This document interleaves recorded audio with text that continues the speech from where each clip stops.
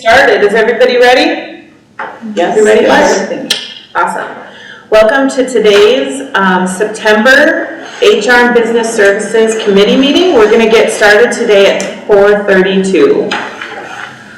We have no guest presentations for this meeting, so we'll move on to the departmental reports, and we're going to start out with Human Resources. And as we read through this report this month, I was thrilled to see that the number of hires for certified and non-certified staff way exceeded resignations and retirements and leaves of absences. And then I'll also bring everybody's attention to the hiring update on page 3 when we look at the number of positions that we have posted openings and the number of positions we filled. We had 185 openings, we have filled 124, and I really believe that has to do with the improvements that the HR department has done in hiring. So I want to commend our HR, and there she walks through the door just as I was talking about her. Commending you. And actually, for the first time in many years, we started the year with all of our certified positions completely filled. For the public certified as the people who require a license for their position, teachers, social workers, and others. I saw that under teachers elementary, there's one little teacher, that's it. Maybe one. It's a long-term substitute. But pairs, out of the 126, we have 92 filled. Of a lot of importance is maintenance, 21, we have 13 filled. Food services, we're still only at 50%, but we hope to get those filled. So I'm just thrilled to see that the work that you all have done, including thinking a little bit outside the box. Those videos are amazing. They're great, and I think they really inspire people to come and help kids like we do every day here at Duluth Public Schools. So thank you for that. It looks like the new hire orientation on the 21st went very, very well.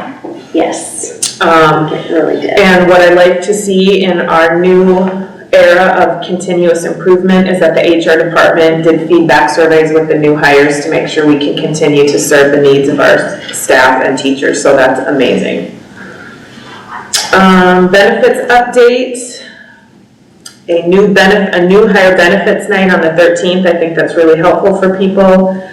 So that's great to see. We're serving the needs of our employees. And then last, contract negotiations. I love to see this even more. 4 contracts will be sent to the board for approval. Food service employees, paraprofessionals, Duluth principals, and non-cert business administrators. So those are contracts that you've settled. Congratulations. There's also active negotiations with the Executive Employees Association, the education directors, and we're now in talks with we're in contract negotiations with the Duluth Federations of Teachers on what topics that are mutually want to be worked on by both sides. So that's just great. Small group kind of discussion at this point, but yeah, that's great. We're still awaiting some meeting dates for the clericals and for the integration specialists.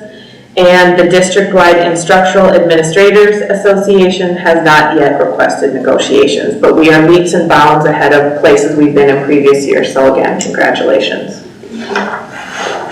my apologies for being late, but I would like to entertain, if you can, add something to the agenda. Yes. We do have a job description that we are really hoping to bring to the board next week if possible, because it's a key position in our digital innovation. Yes. And if we have to wait another month, it will definitely delay. No, we can get that done. Where would you like to put that in?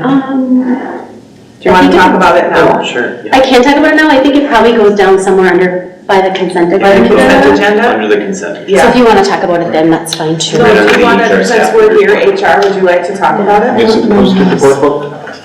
Or not currently, but it will be good. Yep, Yeah, great. so I'm not sure. Thanks. Do you have a digital copy of this? I do, yep. Would you, if you have a moment, could you email it to Member Oswald? Sure. Thank you, I appreciate that. And I will interject, and I appreciate that, because Teresa and we just received the information we needed to have this posting come about now, so that's why we both were tardy, because we were trying to make sure we had our ducks in a row for this consideration. That's totally okay. I just was like, yay, let's start. And then I was like, oh, half the staff isn't here. So sorry about that. That was on me. That's great. don't worry about that. This allows us to be nimble and respond to the needs of our administration. So I don't mind at all that we have to add this. Appreciate it. And do you want to speak to it then, Anthony, since it is a position within? Director Severance, when you have an email to Member Oswald, will you just let me know? And then I can. I just sent it. Perfect. Member Oswald, Director Severance is emailing you that job description.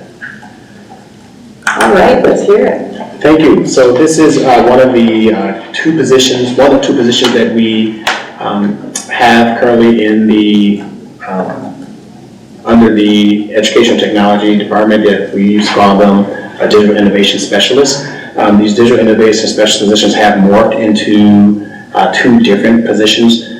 With the transition, this gives us an opportunity to move from it being in one unit to being more of a supervisory position, which is really important because we have a number of staff who not only need supervision or require supervision, but we also need this individual to support in a more robust way the technology that we have in terms of distribution of Chromebooks and make sure that happens in a timely fashion and in the manner that we need. And again, to really work with staff to support the integration of technology in the classroom. So this is again, a position that was in one unit is now being moved to another unit and has a different scope of responsibility and work. And it is definitely something that is needed to move forward with, again, the successful integration of technology throughout our schools. Great. So this, just so I'm hearing you correctly, Assistant Superintendent Bonds, this is taking it from one unit and moving it to another in terms of, when you say unit, what do you? So previously it was a teacher on special assignment. When it was first brought in, it was just put in as a teacher on special assignment. Through the course of kind of the needs of the department, the needs of the position, and kind of the scope, we determined that we really needed to revise the job description, create a new job description, because it really was just a teacher on special assignment, just has a kind of a scope of work, but it's not really a job description necessarily. And in doing that, recognize that it probably doesn't have to be a certified teacher that does it, which would not allow it to be in the bargaining unit of the teaching anyway. And that there was kind of a broader scope, the supervisory functions and kind of the additional leadership and broader duties that put it more in the DUIA coordinators. So similar to like our equity position, our Indian education position, it would live in that coordinator. So it's really a new description, but based primarily on the initial duties that were brought in as a teacher on special assignment, and then it's been expanded and revised and kind of just put into a new description. So, would you send it to step up? Perfect. One moment. and I did inform the teachers union that we were changing And they were. the direction. Here's my question, I guess, is this is informational to the teachers union. They have no. Correct. If they believed that, it was properly placed, they could do a unit clarification through the Bureau of Mediation Services. So they could do that if they wanted. I haven't had any feedback that that's their intention, because we did, like I said, change the scope of the job. It doesn't require a teaching license. So if someone were to be hired that wasn't a teacher, they couldn't be part of the teachers union anyway. So then this opens up the number of people who can apply for these positions. It does. Okay.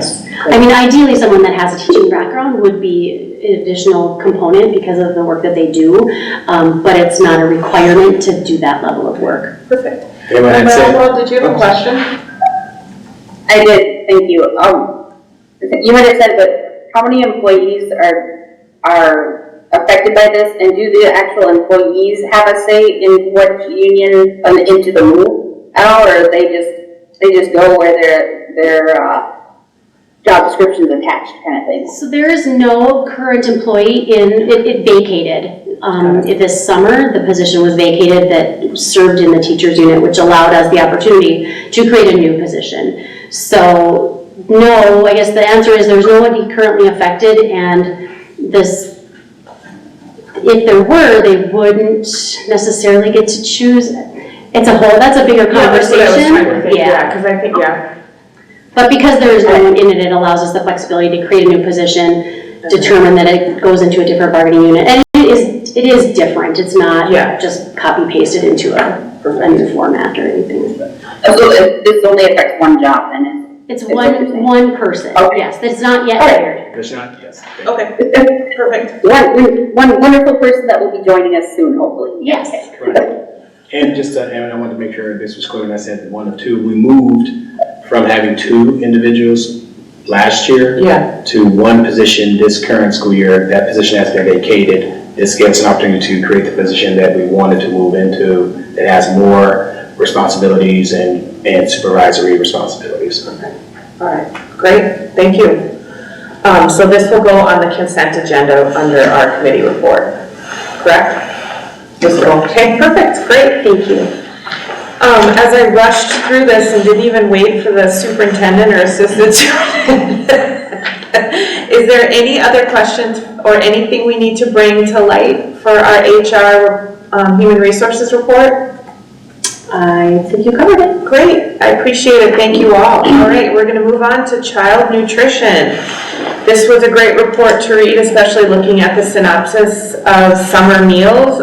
Average per day for our breakfast were 361, and for lunch were 684. So in total for breakfast, we served 15,879 breakfasts to our kids in Duluth, and then we served them 28,737 lunches. So great work, thank you.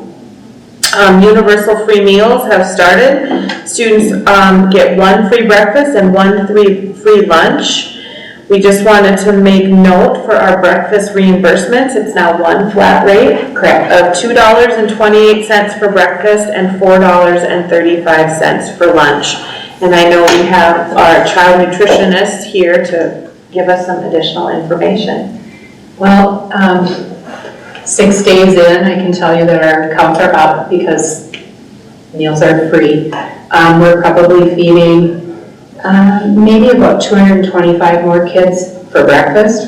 And breakfast has always been free across the district. And lunch, we're probably sitting between 600 and 700 more kids a day. So that's a really great increase.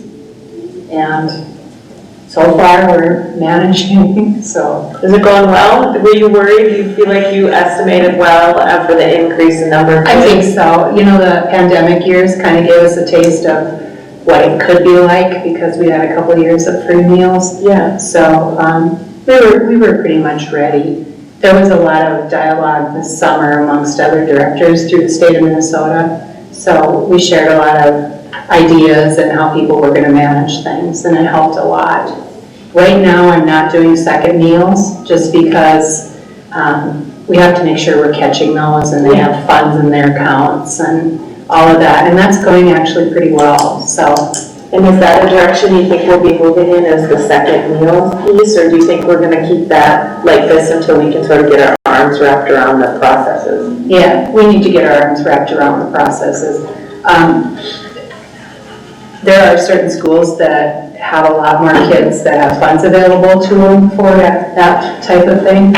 And as our staffing gets better, you know, maybe we can move that direction. But for right now, we're just concentrating on getting everybody their 1 meal, so. And you still are down about 9 staff. Are you managing right now? I'm actually really ecstatic because at this time last year, I think I was missing like 21. 20-something, Yeah, so we had about a 2.5 period in the summer that we just rallied. I wasn't quite sure what was happening because we just kept getting more applicants and they were really good applicants. And most of them have followed through and started, so.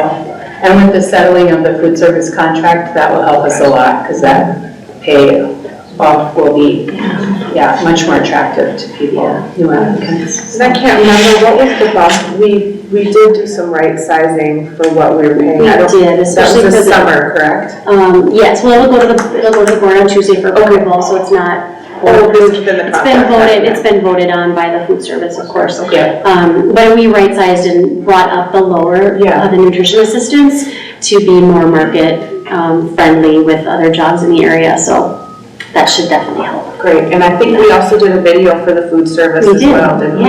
Oh, she just knocked it out of the She park. did. Right down to the step, I tell ya, she did a great job. You might not know those ovens, but you'll learn. Yeah, she really did a great job. She was very apprehensive and wasn't sure she wanted to do it, and, she did a great job. She did a great job. Yeah, really appreciate that. I just wanted to commend Sheila. She has done an amazing job. Yeah, She has a lot on her plate at all times, between staff and employees and the kids, and she just handles it all and knows what she's doing. So I want to commend you on that. Thank you. So I do too. Thank you. We appreciate You it. do a terrific job. Thank you.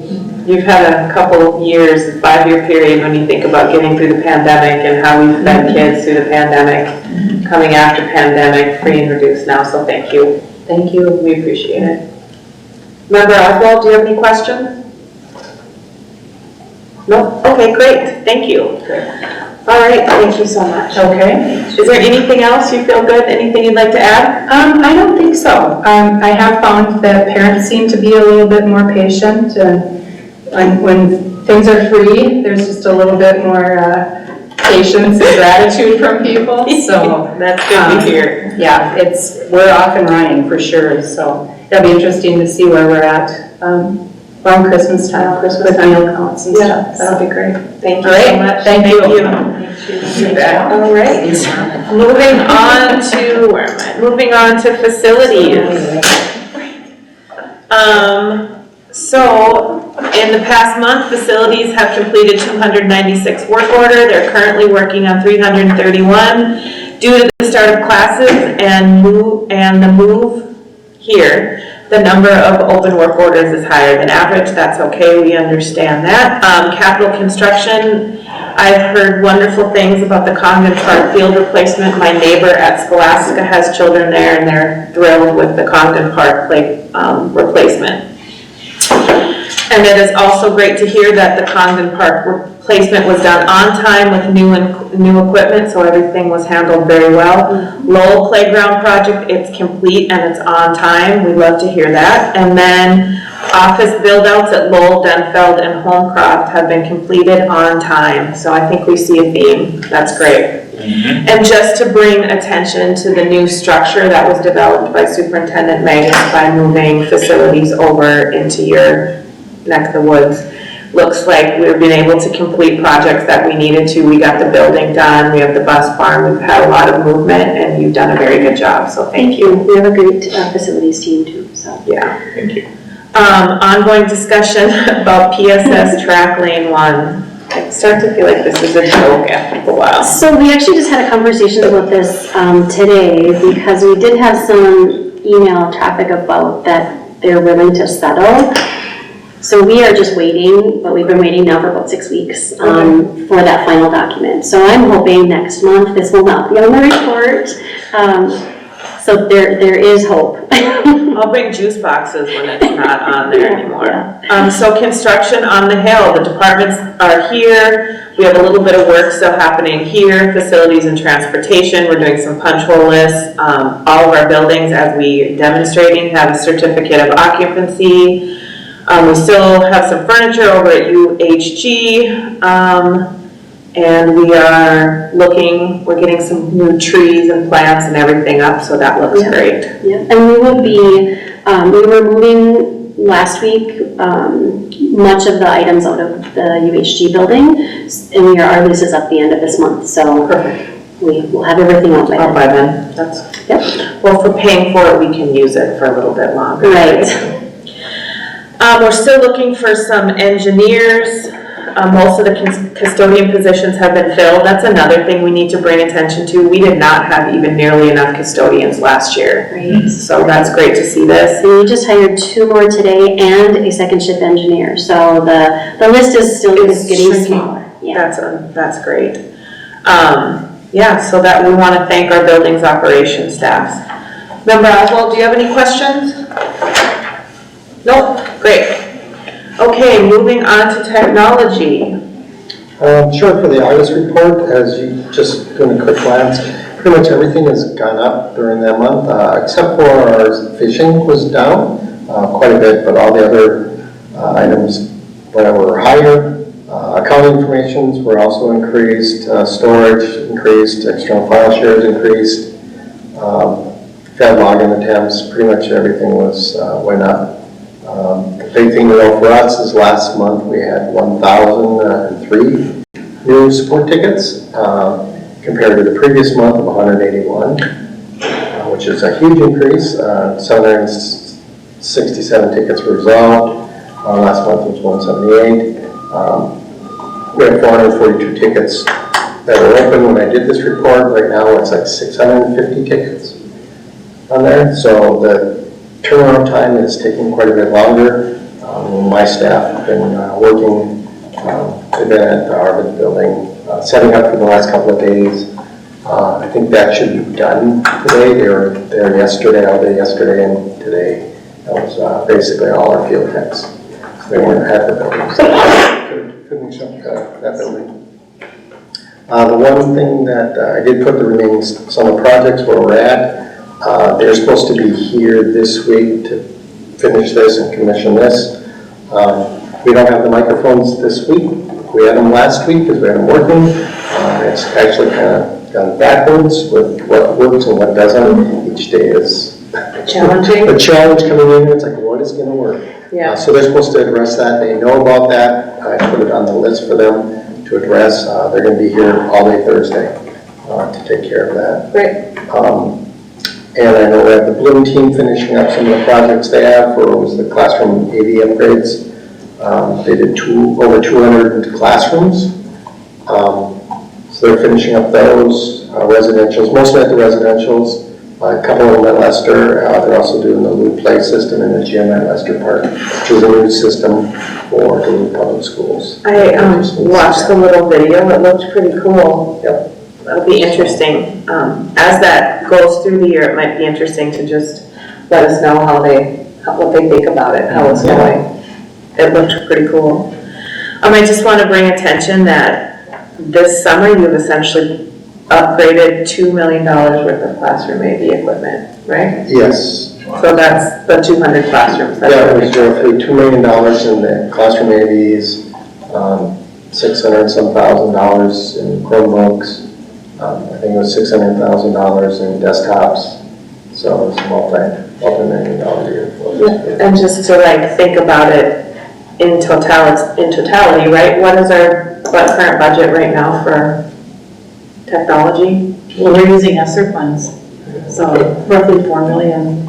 In our built into our, what do we have? Built into our technology? In the normal budget, there's only $250,000. Yeah, So if we're able to, what our hope is and our ask of the community is that we have that funding so that we can continue to keep investing. Bart really busy in the summer and installing things. Yeah. No, but to make sure that we have robust communications and all of our in-class and our Chromebooks and everything, it's so important for us. And so really appreciate the work you're doing and the leadership that you show. And also hoping that the community will support us in our need for our kids.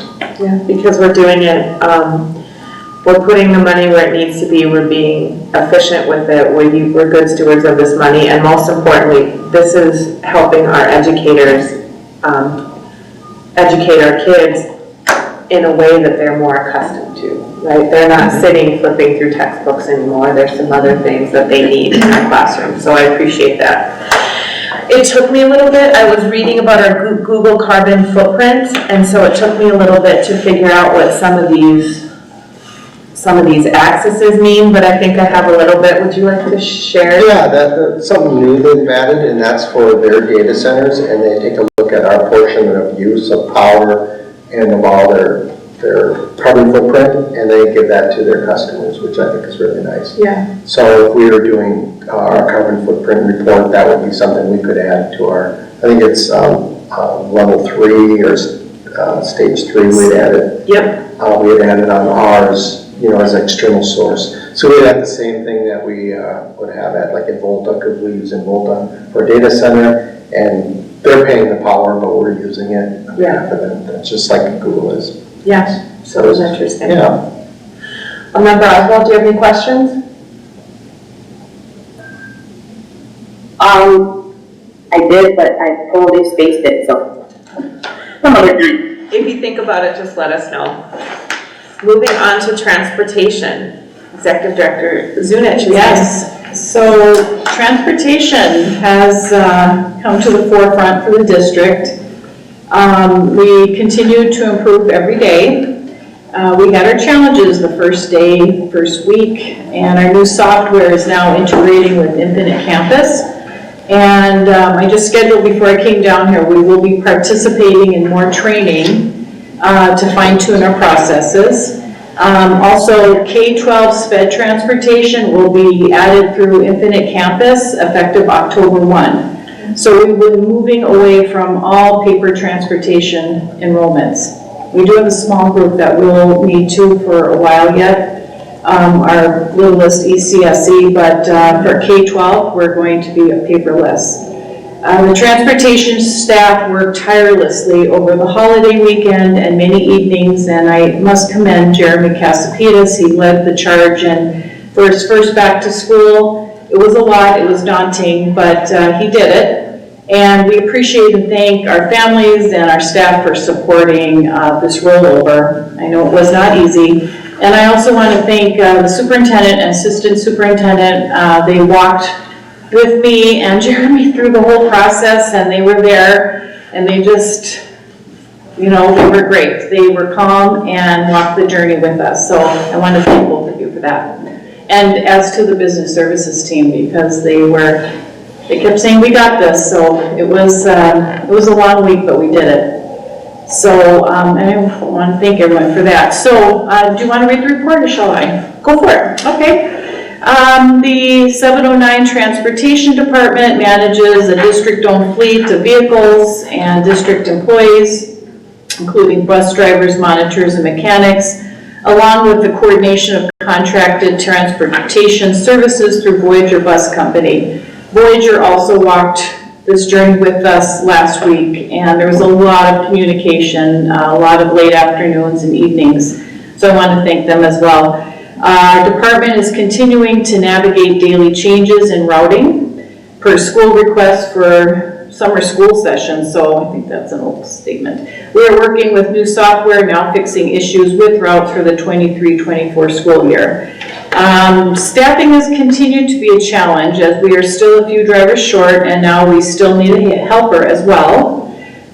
Joe, our new supervisor, Joe Killian, has been doing a great job as a supervisor. He's catching on and works very well with everyone. He comes with 26 years of driving experience and routing experience too. We have a few new or returning drivers, but lost another one just before school. Our bus maintenance, we are still having issues due to age and rust, and we have two that are not worth fixing as the rust is too far. Currently, we are borrowing 2 buses from Voyager just to make sure we can cover our routes. And having the buses stored indoors now and having a dedicated wash bay should help with these issues in the future. That is awesome that we can tuck those buses in now. Our oldest bus is model year 2010, and the next oldest are 3 2011s. Current average mile is 93,842, and this is with our 2 new buses, bringing it down a bit. Our goal is to 50 to 60,000.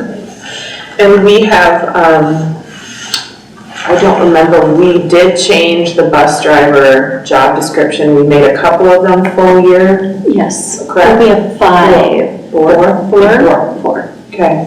So that hopefully will help us a little bit with some staffing, so we can get our buses staffed. And I fully realize that the first year, our first week of school was challenging transportation-wise, and that can be scary as a parent. I fully acknowledge that, but what is important is that we understand that in our new mindset for thinking about students' daily experience, that we do process improvement and continual improvement, and that's what we're doing here with transportation. So while it was challenging those first couple days, I have no doubt that this will be the last time we have these larger challenges at the beginning of the school year. So I appreciate the community letting us know where we could use some improvement.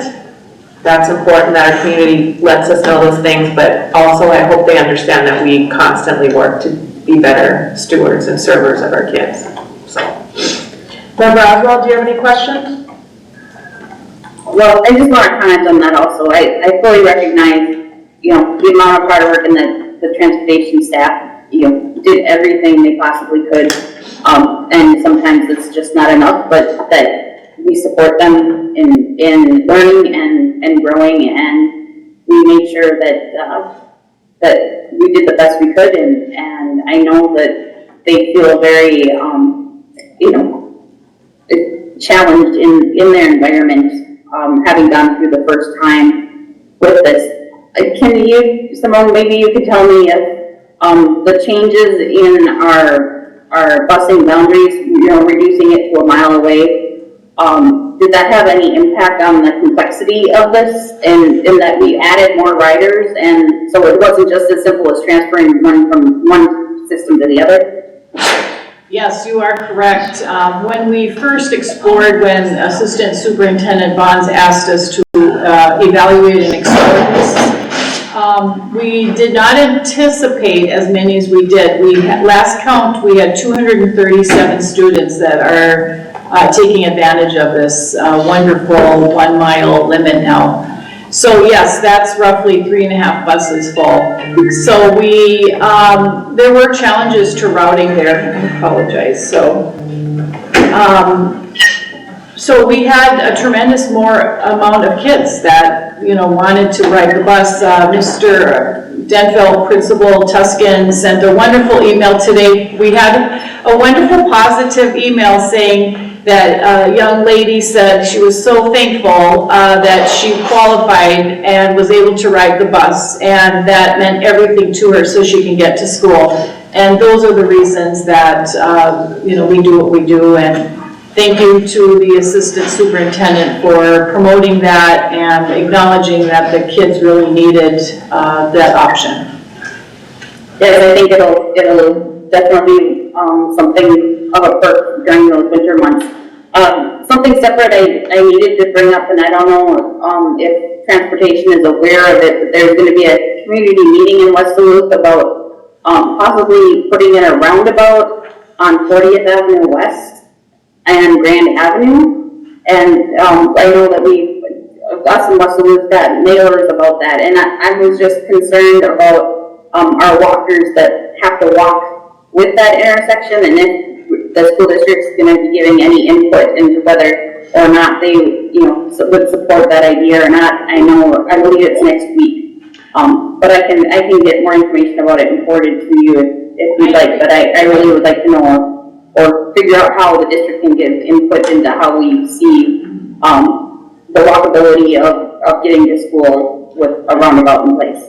There was a reach out by the committee from Victor Lund, I think it was. And so I think that we could either have opportunity to attend the meeting and or provide input to the city.